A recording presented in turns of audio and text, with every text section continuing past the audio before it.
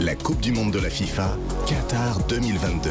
Lionel Rousseau. Et toujours sur Europe 1, nos deux matchs couperés ce soir, parce que dans ces troisièmes rencontres de groupe, tout est encore possible.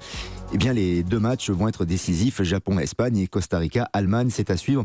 Avec nos commentateurs et avec nos experts, David Berger, Dominique Grimaud, Jimmy Algereno et Juan José Dorado. Restons un tout petit peu sur l'équipe de France avant de mieux y revenir à partir de 22h.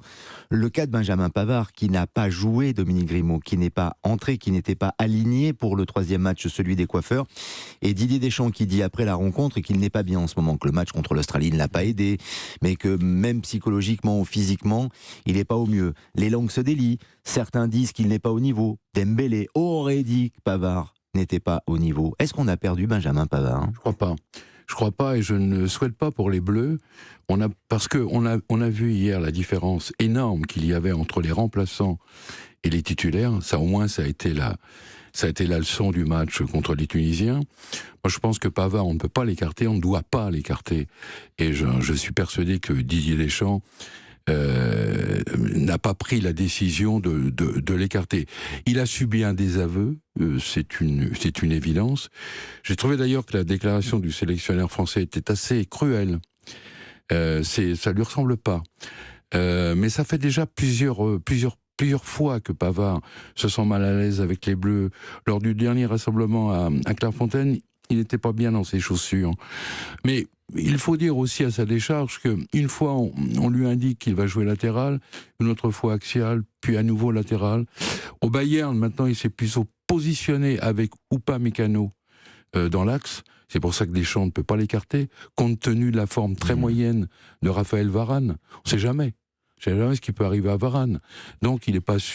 Donc, moi, je crois que Pavard est toujours sur rail, même s'il a pris un coup sur la tête. Mais Jimmy Algerino, à ce poste-là, même si effectivement aucun d'ailleurs n'est un latéral de métier ou qui a une volonté de jouer à ce poste-là, même si Benjamin Pavard en 2018 avait plutôt réussi dans ce couloir, Pavard prend la troisième place, derrière un Dissassi et derrière un Koundé, désormais Jimmy.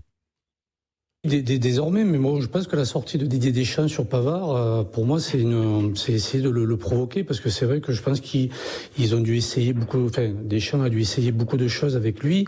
Ça veut dire sans doute la calinothérapie, le fait d'essayer d'être assez compréhensible, d'essayer de le mettre dans de bonnes conditions. Mais bon, Pavard en a parlé il y a quelque temps. C'est vrai qu'il y a eu une sorte de dépression. Il était tombé un petit peu au fond du puits. Bon, il s'est relevé. C'est vrai que dans un rôle plutôt axial.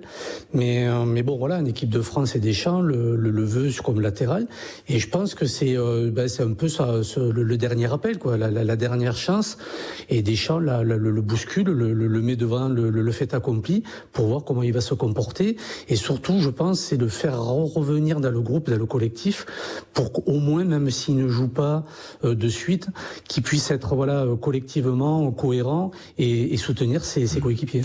À voir, David Berger, donc s'il revient dans le groupe, s'il est compétitif, s'il peut se rendre utile, mais peut-être que déjà Didier Deschamps est en train de regretter de ne pas avoir recruter, sélectionner des latéraux de métier, sur le côté droit, comme sur le côté gauche d'ailleurs, parce que je vous rappelle, c'était Kamavinga, l'arrière latéral gauche. Il a été pris pour être latéral, de toute façon, Pavard. Et moi, je suis beaucoup plus pessimiste que vous. Autant il y a une semaine, je pensais que Pavard était toujours le numéro 1. Moi, je pense qu'il est définitivement porté disparu pour cette Coupe du Monde.